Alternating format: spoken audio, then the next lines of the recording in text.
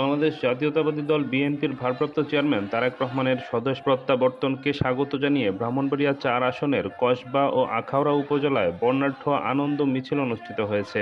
আলহাজ কবির আহমেদ ভূঁইয়ার নেতৃত্বে অনুষ্ঠিত এই আনন্দ মিছিলে বিএনপি ও অঙ্গ সহযোগী সংগঠনের হাজারো নেতাকর্মী ও সাধারণ মানুষ অংশ নেয়। মিছিলে কসবা ও আখাউড়া উপজেলার ২টি পৌরসভা, ১৫টি ইউনিয়নের বিএনপি, ছাত্রদল, যুবদল, স্বেচ্ছাসেবক দল, কৃষক দল, মহিলা দল, শ্রমিক দল, জাসাস, উলামা দল সহ বিভিন্ন অঙ্গ সহযোগী সংগঠনের নেতাকর্মীরা অংশ নেয়।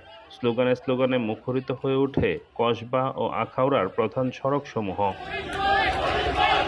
কসবা উপজেলায় আনন্দ মিছিলের অগ্রভাগে নেতৃত্ব দেন কসবা উপজেলা বিএনপির সভাপতি ও ব্রাহ্মণবাড়িয়া জেলা বারের পিপি অ্যাডভোকেট ফখরুদ্দিন আহমেদ খান, উপজেলা বিএনপির সাধারণ সম্পাদক শরীফুল হক স্বপন, কসবা পৌরসভা বিএনপির সভাপতি শরীফুল ইসলাম ভূঁইয়া, সাধারণ সম্পাদক আইয়ুব খান এবং উপজেলা বিএনপির সাংগঠনিক সম্পাদক মোহাম্মদ কামাল উদ্দিন উপস্থিত ছিলেন।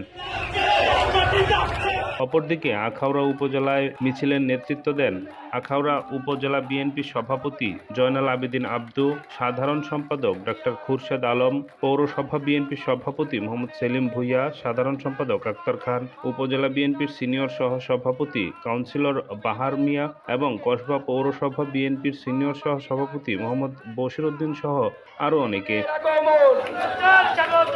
সমাবেশে বক্তারা বলেন, দলের চরম দুঃসময়ে আলহাজ কবির আহমেদ ভূঁইয়া বিএনপির নেতৃত্বের হাল ধরেছিলেন। দলের জন্য কাজ করতে গিয়ে ফ্যাসিস্ট সরকারের দূষর অবৈধ আইনমন্ত্রী আনিসুল হকের নির্দেশে তাকে এবং তার পিএ আজাদকে গুম ও অমানসিক নির্যাতনের শিকার হতে হয়। নির্যাতনের মাত্রা এতটাই ভয়াবহ ছিল যে ওই সময় হার্ট অ্যাটাকে আক্রান্ত হন এবং পরবর্তীতে তার ধমনীতে ২টি রিং পরানো হয়। এত নির্যাতনের পরও তিনি রাজপথ ছাড়েননি, বরং সকল আন্দোলন সংগ্রামে সম্মুখ ভাগ থেকেই দলকে সুসংগঠিত করেছেন। এ সময় বক্তারা আরও বলেন, কবির আহমেদ ভূঁইয়া এই জনপদের মানুষের সুখে দুঃখে পাশে ছিলেন। করোনা মহামারীকালীন সময়ে ব্রাহ্মণবাড়িয়া জেলা কসবা ও আখাউড়া সহ দেশের বিভিন্ন স্থানে এমনকি বিদেশেও তিনি ত্রাণ তৎপরতা চালিয়েছেন। বন্যা, অগ্নিকাণ্ড সহ যে কোনো প্রাকৃতিক দুর্যোগে ক্ষতিগ্রস্তদের পাশে দাঁড়িয়েছেন অর্থনৈতিক ও মানবিক সহায়তা নিয়ে।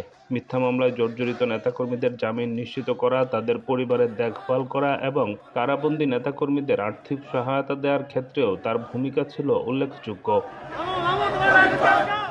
নেতৃবৃন্দরা দাবি করেন, এমন অবস্থায় আখাউড়া ও কসবায় কবির আহমেদ ভূঁইয়া ছাড়া অন্য কাউকে মনোনয়ন দেওয়া হলে এলাকার মানুষ তা মেনে নেবে না। তারা দলের কেন্দ্রীয় নেতৃত্বের প্রতি কবির আহমেদ ভূঁইয়ার মনোনয়ন পুনর্বিবেচনার আহ্বান জানান।